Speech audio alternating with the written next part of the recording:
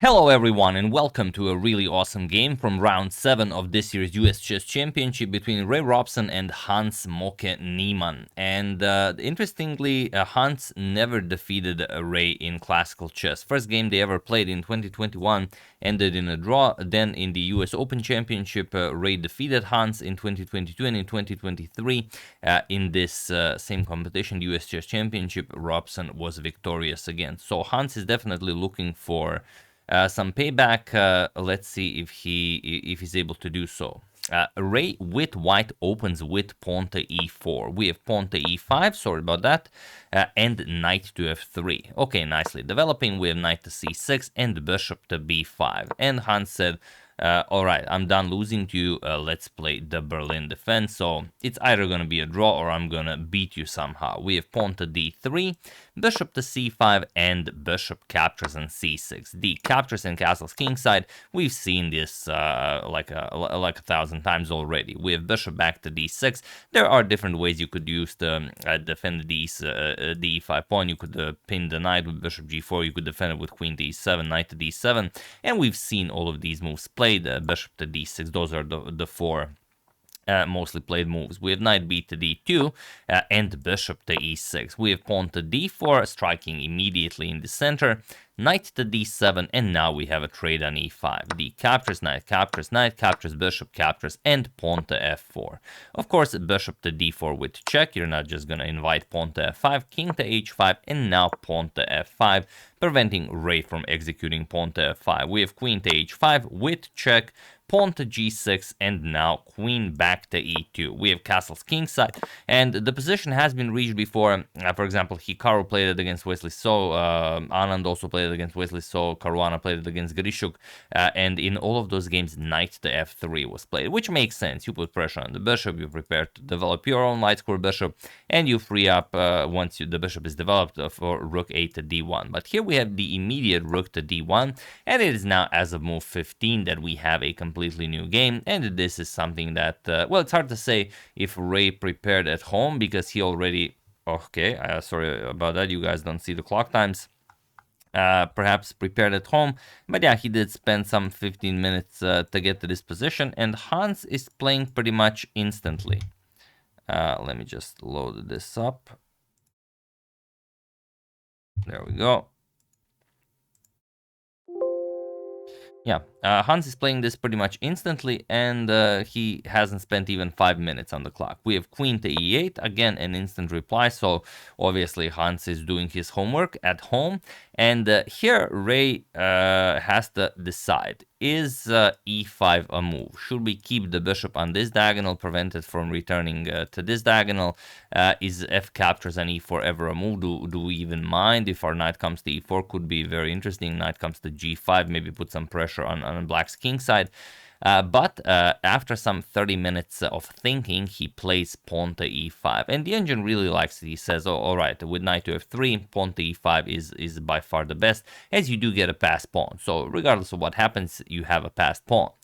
Okay, bishop to c5. Now Hans wants to bring the bishop back over to e7, knight to b3, and bishop to e7.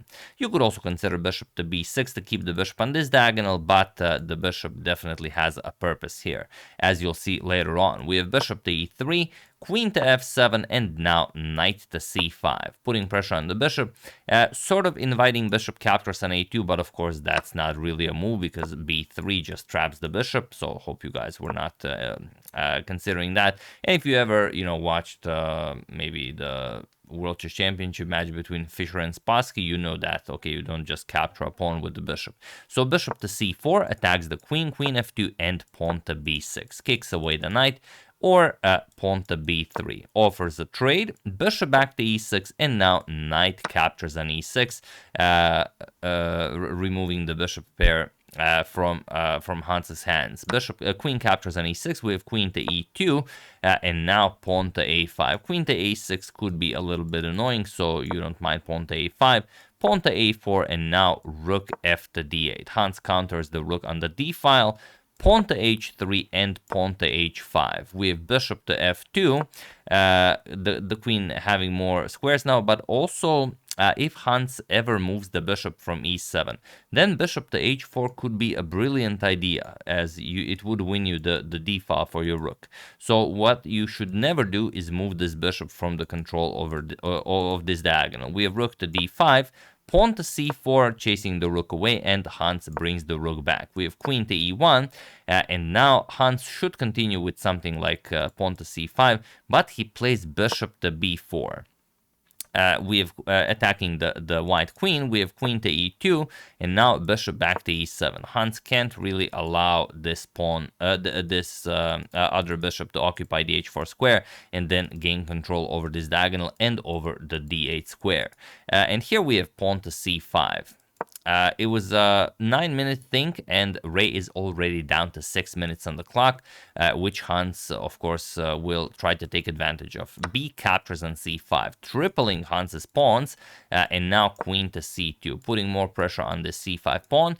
Pawn to c4, Hans gives a pawn back, and now b captures on c4 and king to f7. We have bishop to e1, and here Hans plays bishop to c5, and it would seem that Hans forgot about the importance of this diagonal, as Ray just plays bishop to h4. And now the problem is, yes, you could play bishop back to e7, but then, well, you could capture the bishop, or you could capture the rook on d8 first. Let's say captures, bishop captures on e7, and now after queen captures, queen c3, and you have problems. The a5 pawn is hanging, and once you play rook to a8 to defend it, which is the only way to defend, then rook to e1, or even pawn to c5, and then the rook gets into the game. Rook to d1 will also win you the d file, so this would be overwhelming to defend against, because the rook will be tied down for the rest of the game to defend the a5 pawn.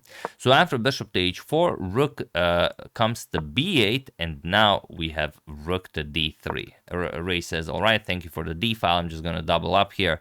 And, well, if this rook comes to d1 and I play rook to d7 check, that's pretty much game over. So Hans has to figure out a way to defend against this. He plays rook to b4 and just rook 8 to d1. Nicely doubling up. We have rook captures on c4 and queen to b3. Putting pressure along this diagonal. So what can you do? Okay, we have rook to e8, adding a defender here. Also, if rook to d7, you will maybe be able to block with something, but not really. Rook to d7 with check. And now it does seem like you can block, but if you block, you just trade everything. Captures. King captures, the queen has to defend the rook, but now queen to b8, and that's it. You cannot defend the pawn here, and that's pretty much it. Once you capture, you're going to play rook check, and then it's going to be checkmate.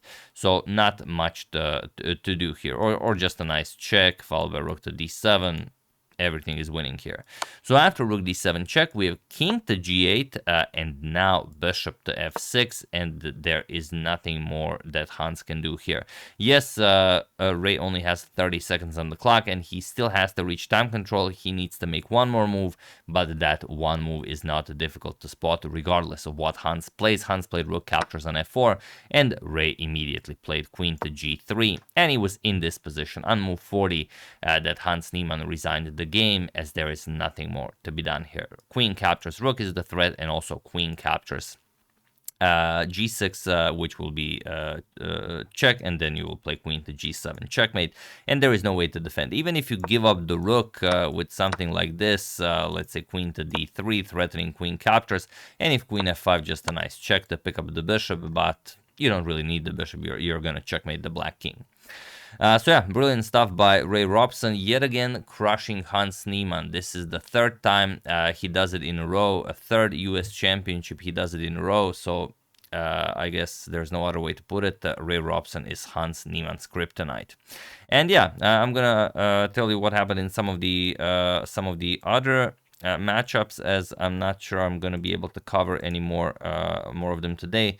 So Grigory Oparin lost to Wanderlian, Gabimanyu Mishra and Sam Shanklin drew, Sam Sevian and Fabiano Caruana also a draw, Levon Wesley draw, and Ray Robson Hans Niemann was a victory for Ray. And the current standings are Fabi still first with 4.5 points. Wonder Liang second with 4 points. Levon, Hans, Ray Robson, Sam Shanklin, and Sam Sevian 3.5 points. Wesley 3 points. Lanier Dominguez 2.5 points. Grigori Oparin 2 points. Abhimanyu Mishra a point and a half. And well, Christopher Yu has been kicked out of the tournament, so he is currently down to 0. But still, Fabi will get his rating for beating him. Sorry about that. Thought I got rid of that. But yeah, that's the game. Hope you guys enjoyed it. If you have any others maybe that I haven't covered from the event, from the previous rounds, also do use hashtag suggestion. I will go over it. I would like to wish a very happy birthday to Danush, and I would like to thank Ivan Sterling, Just Van Ver, Giampolo Londono, and BulletChessThriller.com for a contribution to my channel. Thank you a lot. I really appreciate it.